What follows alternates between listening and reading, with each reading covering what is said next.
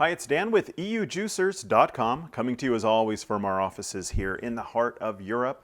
And in this video, I'm going to be showing the new Sauna 727 Supreme horizontal juicer. Now, for those of you who don't know this Sauna brand, we have a lot of viewers in North America. It is a European brand.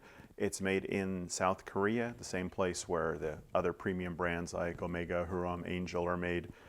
And the reason I mention that is because this model actually, from what I hear, will be coming to North America in the latter part of 2020. We're filming this right at the beginning of the year of 2020. This just arrived actually yesterday to our offices, and I've been playing around with it for a while. And what I want to do is just talk about what makes this different. This is, from Sauna's perspective, the ultimate juicer. I want to see if that's true.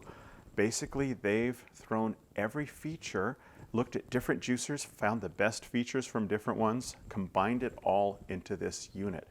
The goal here is to kind of combine like the high speed of a centrifugal juicer without the oxidation, the good yield of a vertical juicer, the ease of use, ease of cleaning of a horizontal juicer, all in one package.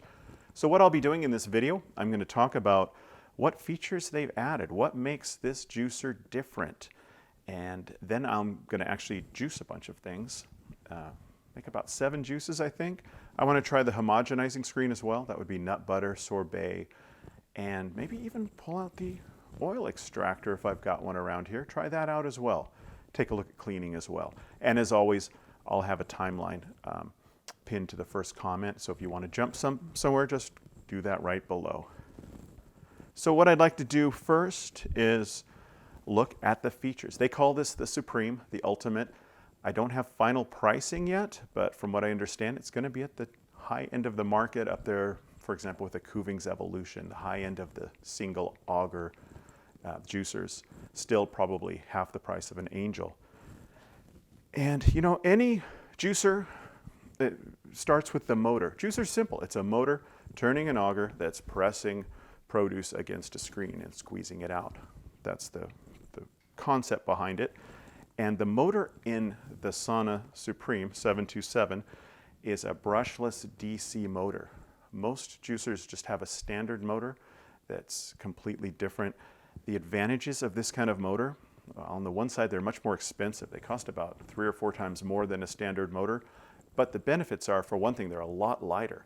You've got a lot more power to the weight ratio. That means this juicer is actually pretty lightweight, even though it looks big and heavy. Also, brushless motors are much more durable. They're far less likely to fail. They have a very high torque ratio. That torque is the twisting power you need, especially for things like carrots and beets. The power consumption is much lower, about 80% lower than standard motors. So if you're going to be juicing a lot, maybe that'll add up a little bit. They're quieter. It'll run a little bit more quietly. It's also got a long operating cycle. Most juicers you can run, cheapest one's about 10 minutes you have to shut them off. Good one's about 30 minutes. Theoretically, you could run this juicer nonstop, no problem. But really the biggest thing, and I think it's the feature that differentiates the Sauna 727 from all other juicers, this motor lets you control the speed. It's the first variable speed juicer I've come across. There's actually a dial here on the front, and what this does, it's got 4 settings. You can see going from 0 to 4. Most juicers, slow juicers, run anywhere from about 43 RPM for the slowest verticals up to about 110 on the twin gears like the Angels. This has 4 settings. It's got 40, 65, 90, and 120 RPM. And what that does, the lower RPMs, theoretically, you could get a higher yield as things are pressed a little more slowly, a little more carefully. Slower speeds are also better for soft things. If you're juicing berries, peaches, things like that. Sometimes it's better because otherwise things can start backing up a bit from the pulp. So that slow speed just lets you regulate that. On the other side, you've got something like oranges, or maybe even carrots, or the oil extractor. You can run it at maximum speed and you get juice much faster than you would in other slow juicers. So that's the big features of the motor. What I also want to take a look at is the juicing assembly here. Sauna's made some changes, some things I haven't seen before. First one is the way you remove it. There's a button here. Most juicers, there's a collar. You turn a collar to unlock it, then you turn this assembly and pull it out. This one, you push in a button and it slides right out. Let me take this out here. So you just line it up, and then putting it back in is just a one-handed operation. So it's really handy, real convenient to take the juicing assembly on and off. Let's take a look at some of the features. First of all, here's a dust cover. Never really seen that before. The hopper, this is a bit like Sauna's newest vertical juicer. That's the 828. It's a dual hopper. It's got a single wide hole for things like celery, carrots, things like that. And then this one also has this deep tray. And what this does is let you feed in smaller things like cherry tomatoes, berries. If you've cut produce into smaller sizes, you can just fling them in there. You don't have to push them in. And I've actually found it's really good for leafy greens. Things like spinach, because normally you're trying to squeeze them into these little holes here. You can just dump a bunch into this bowl, kind of push it through, and then push it down with the auger. We'll see, I'll be juicing spinach in just a little bit. So that's one difference, is this hopper here. What I want to do is look at some of the others, like this right here. I've never seen this in a horizontal. You see these in verticals all the time. This is just a juice tap. What it does is block the juice from coming out. Now, this isn't something you would use in the same way as a vertical, where you could keep it closed and mix things together. You don't want to mix things in here because the juice will start coming up, and you don't want any chance of it going back through the gaskets in the motor. It's sealed, but still not something you want to do. Instead, what this is handy for is cleanup. Because I own a 707. There's a couple sitting behind me. And what I've noticed is when I'm done juicing and I go to clean it, it doesn't have this. So I've got to put my hand here, go over to the sink, and then release. Otherwise, I've got a little trail of juice going across the counter. With this, you just close it, head on over there, and clean it. And it also makes cleaning easier, because normally something like this, all you have to do is rinse it out. With my 707, I hold my hand under this while the water fills up. Here you wouldn't have to do that. You could just close it, let the water fill up. A couple of other things that are different that I want to show you. First of all, the juicing system is actually quite a bit different. It's the first technological leap I've seen in a while. There's this rotating blade. I don't know if you can see it there. I'll spin it there. And what this does, as the pulp is coming through, this blade is spinning, and it's giving that pulp, just before it ejects, one last squeeze. This is designed just to get the maximum extraction. Normally horizontals get the lowest extraction rate compared to verticals or twin gear. In my test, this one's actually pretty much matching up with verticals, or coming pretty close. This is one reason. Another thing that's a little different is this auger. Now, it's got this little tip here at the end. That's designed to spin that blade, but also the design of it, the fins here are wider spaced compared to other horizontal juicers. And what that means is it can take a wider piece of produce, like a fatter carrot, and kind of cut it itself as it turns. When these are narrower, they can only take smaller things. So theoretically, it'll be a little more flexible in terms of self-feeding. On the other hand, these wider fins can mean it's possible for some pulp to back up a bit, so we'll see how that goes. That's something that the juicing screen should take care of. And speaking of juicing screens, we've got 3 of them here. There's the standard fine screen, which is what you use for most produce, especially hard produce. There's a coarse screen, and this one actually has a little bit bigger holes on it. This is something you would use for softer things, berries, pineapple, things like that. The combination of these larger holes and the ability to go to a lower speed should make this juicer pretty good for things like berries, pineapple, things like that. One other difference I'd like to show is this juicer has a stainless steel wing screen. That's the back screen. That's the last contact point before the juice goes into the glass. And in most juicers, that's a BPA-free plastic. This one is actually food-grade stainless steel. And it's just got a fine pattern to kind of balance between getting enough juice without letting the pulp in. So we'll see how that goes. Also, there is a blank screen. This is just one solid screen, and this is just going to crush things. This is what I'll use to make sorbet and peanut butter later. And this just turns the juicer almost into a food processor type of thing. Now, one thing Sauna's known for is their accessories. Oh, there is a pusher, standard pusher. It's got a little hook on it, which is nice. You can just hang it there. And it does come with a brush. This is used to clean these screens here, just to make sure you get all the pulp out. Horizontals are always the easiest to clean because you've got the smallest screen area. But what I was saying was the accessories from Sauna tend to be a step beyond. Most juicers come with a little plastic juicing bowl, maybe 500 milliliters. Some will go up to 800 or even 1 liter. And then usually a smaller plastic container to catch the pulp. Sauna likes to kind of focus on form as well as function. They're pretty stylish juicers. You can tell just by looking at this with the design, the chrome strip. It's a nice looking machine. But they've kind of gone the extra mile here with their accessories. First of all, there's this glass. And this is an actual Bohemian crystal. These were custom made, and I actually visited the workshop where these were made. They're made up in the mountains in the Czech Republic near the border of Poland.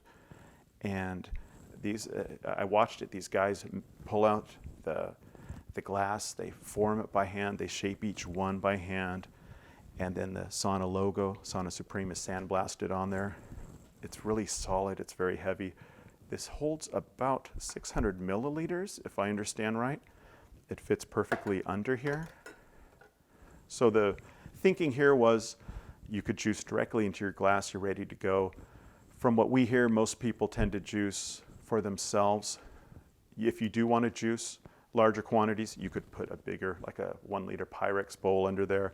Sauna also makes available a 1 liter custom plastic BPA-free container that fits there as well, that matches the design here, so that's available. Also, there's this, which is kind of cool. This is the pulp catcher. Again, fits perfectly here.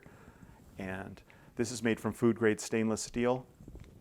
And why would you do that? Why would you make stainless steel for your pulp container? Well, we've heard, and from what Sauna's told us, some people like to save their pulp. Some people feed it to their chickens or something. I've actually used it in muffins and dried in crackers. So if you want to keep your pulp in a hygienic fashion, you're able to do that. Also, one other kind of cool thing, if you like the most pulp-free juice, there's this, let me pull these out here, custom-made stainless steel screen. This fits perfectly on there, so you can put this under here, and that will filter out any last bits of pulp if you really don't want any pulp in the juice. So those are all the features I wanted to talk about here. What I'd like to do next is just start pulling ingredients out and testing them. What I'll do is try ingredients, give you my feedback on how I juice, how I cut them up, things like that. And let's just see how it does. So I'll start with carrots. Carrots are kind of the standard thing we use to test juicers. And one thing about the 727 in the manual, there's a chart and it recommends the speeds for each produce. It's more of a guideline. They recommend speed 3 for carrots. I'll see how it goes. A higher speed will produce juice faster. Although carrots have so much pulp, a highest speed may start sending some of that pulp back. So we'll see how it goes. I'll just regulate it and see. One thing to remember, you want to open this up, the juice flap, so the juice doesn't start backing up there. And then at the end, I'll close it when I clean it.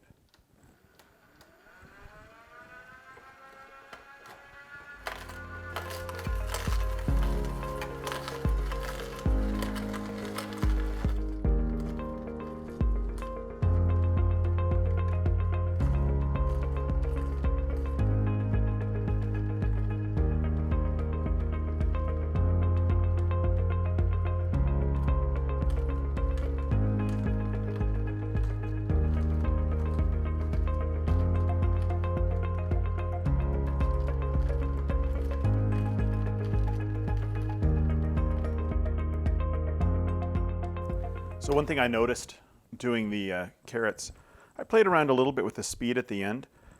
You notice the, did I not, didn't close it all the way.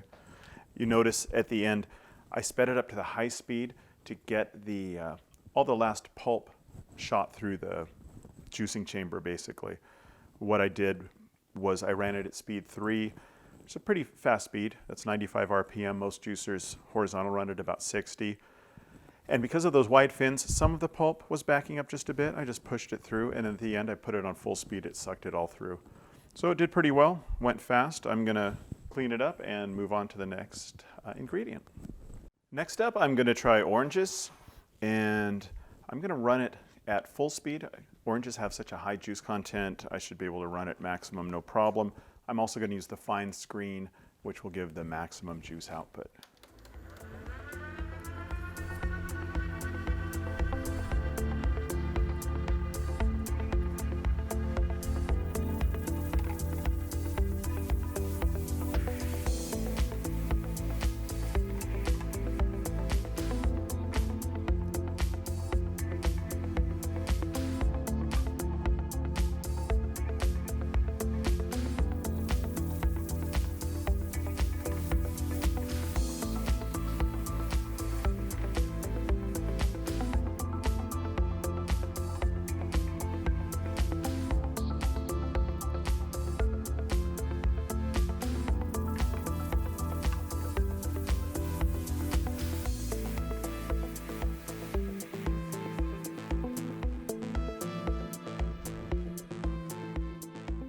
So at high speed, that went real fast.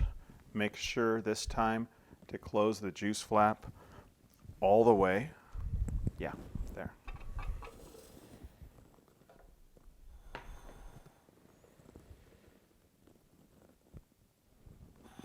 I'll clean that up, move on to our next ingredient. Next up is leafy greens. I've got some spinach leaves here, and hopefully this will be enough. You know, spinach has a pretty low liquid content, so I may need to put a little more in. Horizontal juicers generally do pretty well on leafy greens. I juice a lot of spinach myself, mixed with apple and carrot. It's a good kind of bland way to get some good iron and vitamins into your juices. So I'm gonna run it again, probably speed 3. We'll see how it goes. I like being able to adjust it. If I see it's going a little too slow, I can speed it up. If I wanna kind of try to press it a little longer, I can slow it down. And one thing kind of nice about this dual hopper, horizontals, I always have trouble with spinach, trying to get them through this hole. I usually shove them together like in my 707 at home. This what I think I'll do is slide it in from the side because it's got this big deep bowl, and then push that down with the auger. And again, I'll run at speed 3 or 4 using the fine juicing screen.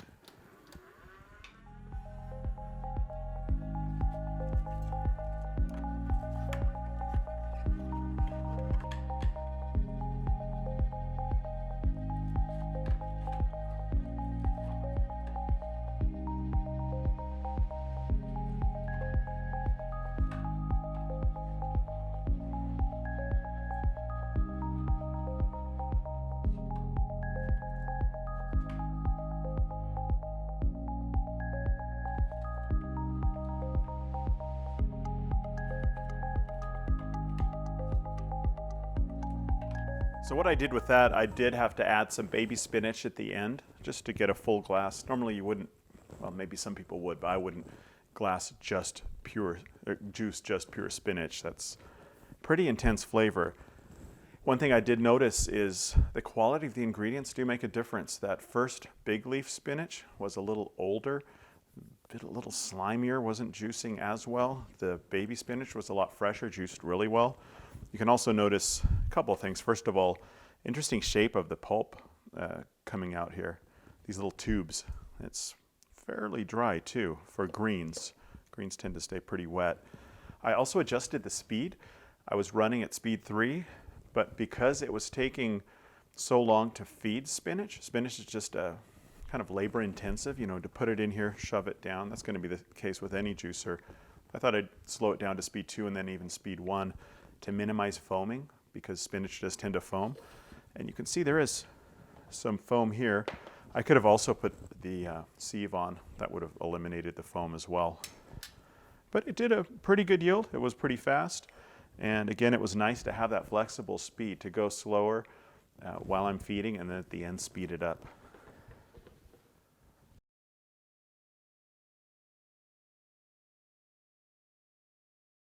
Up next is pineapple. Pineapple can be tricky to juice, but more tricky in vertical juicers. Horizontal should be okay here. In vertical, pineapple and celery tend to get those long fibers stuck in the little tiny pulp outlets. This has a much bigger pulp outlet. But you know, I'm still going to switch out the screens. Instead of the fine screen, I'll do the coarse screen. Has slightly bigger holes. What that means is slightly better juice flow, but a little less pressure, so less backing up, and slightly less yield, but easier juicing. And I'll start it at speed 2, something a little slower, see how it goes, and I'll adjust it depending.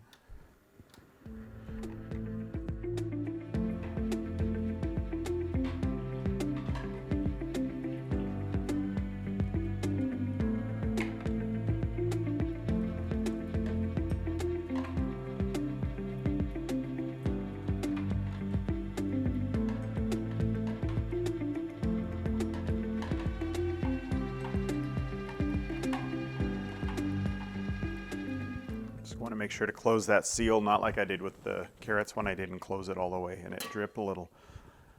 You can see with pineapple, especially softer pineapples, even with the coarse screen, it did back up some. There's still some pulp sitting in here. I could run it longer, or I could put it at high speed to kind of clear this through, but I went as far as I wanted to right now. And I found speed 2 was probably the best balance here, and every now and then I would put it on a speed 4 to kind of blast things through. Normally, I would mix something in with this. If you put a carrot or a piece of celery in there, that's going to clear this out. But pineapple is very fibrous, especially softer ones. They will kind of jam up a bit in there.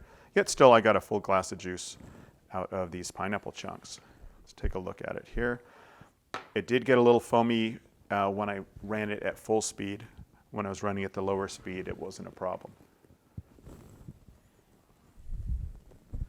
So celery juicing is kind of the big thing right now. We actually filmed a video of celery testing just the other day. It's the first video we filmed with the 727. And so I can tell you the results of that. This is actually my favorite juicer for juicing celery because it's fast, because you don't have to cut it up into little pieces like you have to with a vertical. It wasn't a problem. Running it at speed 4, it was super quick. And cleanup was really easy. So it should do fine on celery. I was also thinking when I was cleaning the pineapple just now, I noticed a lot of long fibers. That's why it was kind of backing up. You notice the pulp coming up there. Those long fibers wrap around the auger. I could have easily avoided that had I just chopped up those strips of pineapple into smaller pieces. I had them in longer, bigger pieces with longer fiber. So that would have solved that. Shouldn't be a problem with celery. Like I said, I've tested it before. Let's see how it goes.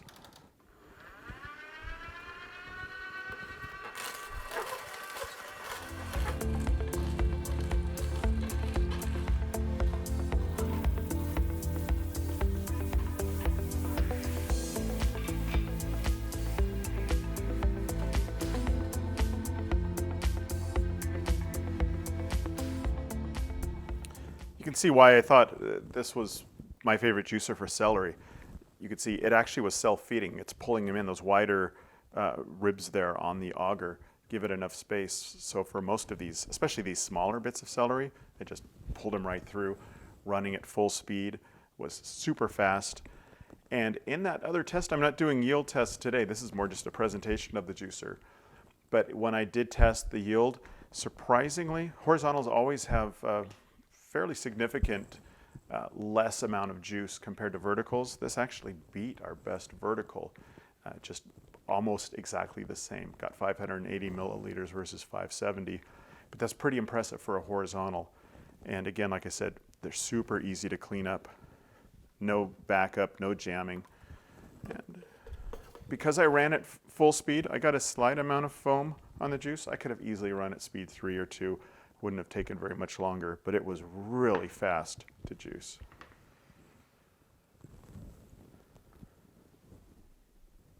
Now I'm going to juice apples.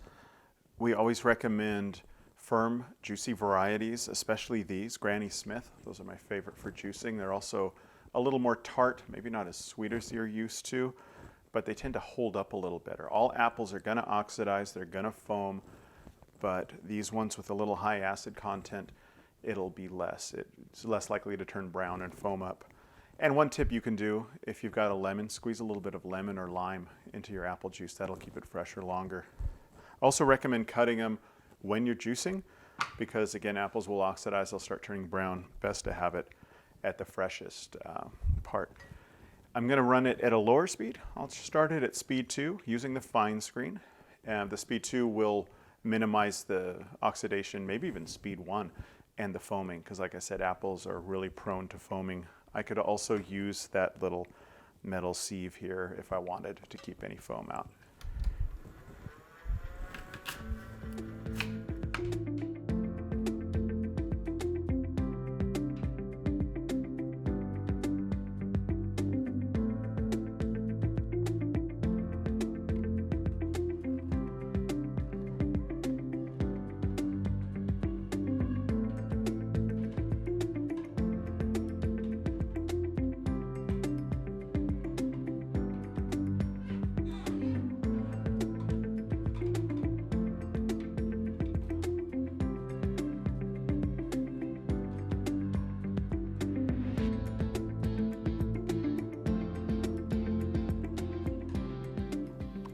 Looks like I'm just starting to overflow. That was, what, 4 apples? Yeah, 4 apple cores I've got here, so that was 4 apples.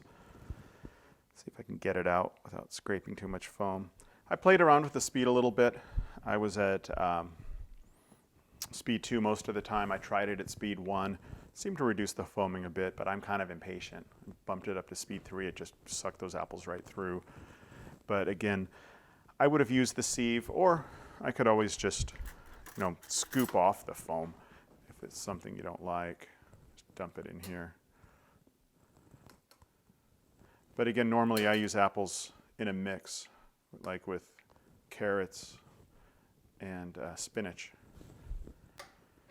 But it did well. It was real fast, nice clear juice, and we got one more juice to go. So the last thing I'm going to juice before I bring out the homogenizing screen is watermelon. Watermelon should juice pretty easily in most any juicer because it's got such a high liquid content. That means I can run it at a fast speed with the fine screen. Should be no problems.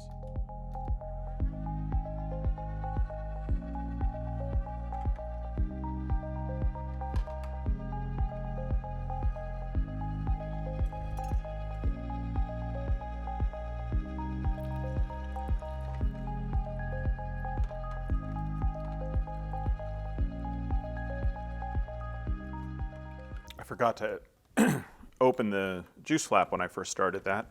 Again, if you'll see it start filling up and you can catch it, it's not going to be a problem. The main thing is to make sure to close it when you're done. So here's watermelon juice. That was really fast, easy, full speed.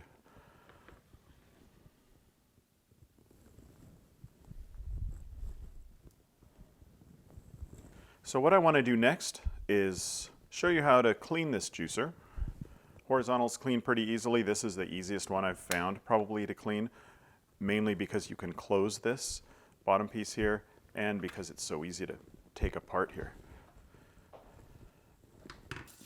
So cleaning this up, it's pretty simple. First thing is take off the cap here, rinse it out. You can spin this little blade if you need to, but I've never had an issue with that. Then I pull the parts out, which is just the auger and the screen. Rinse the auger. Again, just a water rinse takes care of it. And then I save the screen for last. I wash out the hopper, rinse it. As long as you keep this thing closed here on the bottom, you can just fill it up with water. I'll cover the end here so it'll kind of fill up the tube. Let the water out, and that's all done. And finally, the only thing you have to actually scrub is the screen. That's why horizontals are the easiest, because they have the smallest screen. The back screen, you probably don't even need to clean it. It's usually pretty clean. It's just this front screen here. All you do is, under running water, just rotate it in your hand with the cleaning brush that comes with the juicer. Then go inside as well. A couple of rotations and it's done. And you just need to dry out the juicer and it's ready to go. Oh, and I guess you can rinse off the auger too. And that's it. So now I'm going to make a couple of things with the blank screen, also called the homogenizing screen. This is just a big solid BPA-free screen, I guess. And what it will do is just put any ingredients into there. The auger will pull them in, crush them, and it'll go out through that pulp outlet. And you can do all sorts of things like baby food. You can process things. I'm going to make sorbet using frozen bananas, frozen raspberries I've got here. You can mix up all sorts of things, but banana's a really good base for it. Avocado makes a good base too, with mint and some sort of sweetener. You can make some pretty cool things. Make sure the juice flap's closed. I'll start it at speed 2, we'll see. And you just want to alternate the ingredients. Put in some banana, then put in some berries. And it's really handy, this tray here. You can just throw the berries on the side there.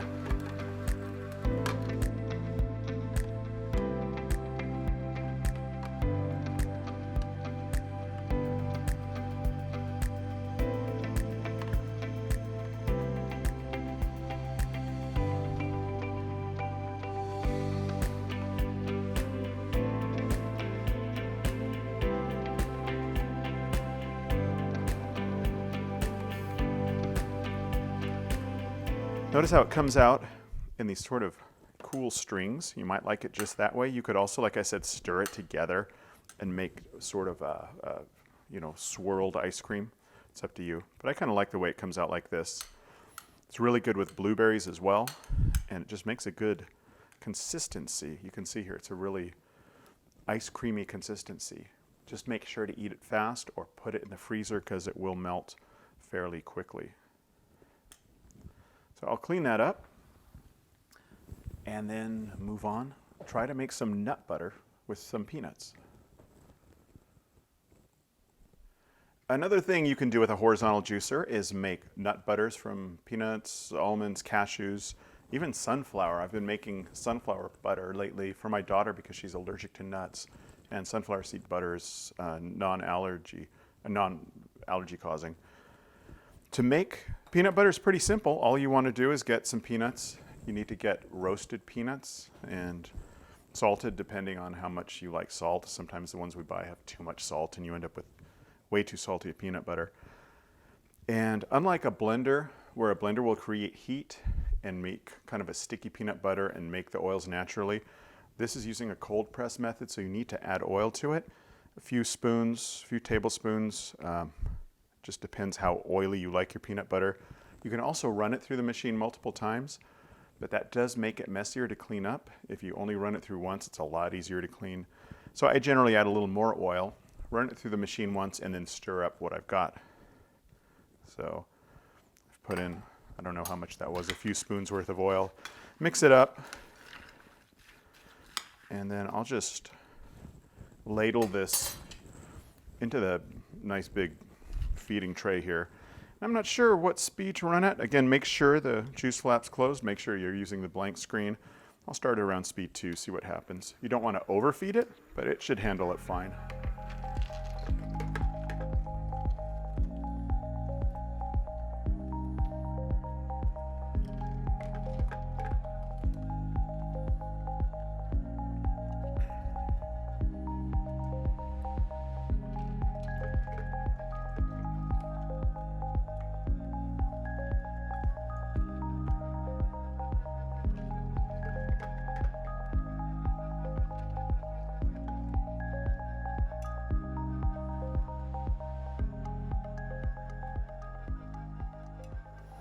I'll just run a little slowly to get the last of it out. But you can see the texture of this, if I squeeze it together, it's quite soft, very peanut buttery, I guess you'd say. And like I said, I could run it through a second time, but I think this consistency is just fine. What I'll do is just stir it together. It's getting the last bit of the oilier part out. There we go.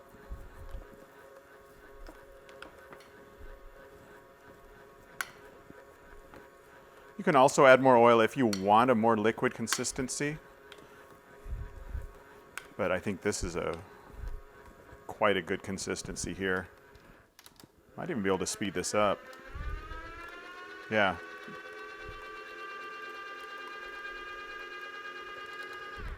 Just getting the last of the oil there. This actually worked out quite nice. And that's peanut butter.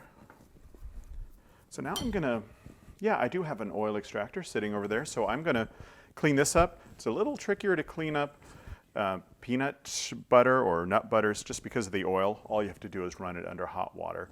And then, yeah, let's hook up the oil extractor and try to make some flaxseed oil, and then I'll give some concluding thoughts. Finally, I'm gonna press some oil from flax seeds with the Sauna oil extractor. This is an optional accessory. It works with all Sauna horizontal juicers. Basically, it just uses the motor's own torque to drive a stainless steel auger. It's all stainless steel in there. And the advantage I found with this, because I have tested it with the oil extractor, is that it works great at the highest speed. Most of the time when I'm making oil at home with my 707, which is running at 60 RPM, it comes out in a nice steady drip, kind of drip, drip, drip. And I've noticed with this, if you have good quality seeds with a high oil content, we'll see with this, I'm not sure, it'll actually come out in more of a steady stream, and it's a lot faster. So fire it up. Usually takes a few, I don't know, 30 seconds for the oil to start coming because it's got to heat up with the friction, but once it heats up, it should start going pretty well.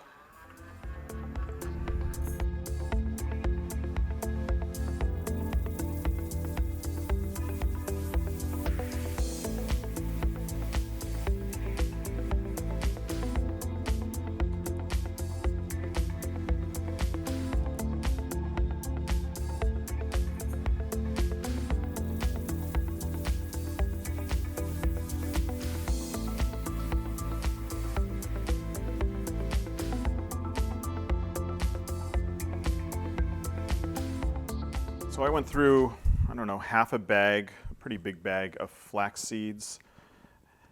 And these were flax seeds I bought this morning in just the local big box discount store. And these are pretty low quality seeds. Normally I'd get more oil out of them. The juicer is not going to be the factor in making the oil. It's the quality of the seeds themselves. This one, even though this is a bit of a flake, you can see it's kind of soft. You can actually see the seeds still in there. Good quality seeds will fully press and they'll have a higher oil content, and you get actual like big thick chips almost that you can eat that are a bit crunchy. This I can still see seeds and seed shells. But still, it did well. Again, the big advantage of this Sauna 727 is the speed. This runs twice as fast as all the other juicers, so you get the oil twice as fast. There's no backing up. Worked really well. So I'm going to clean things up here and then just wrap up with some concluding thoughts.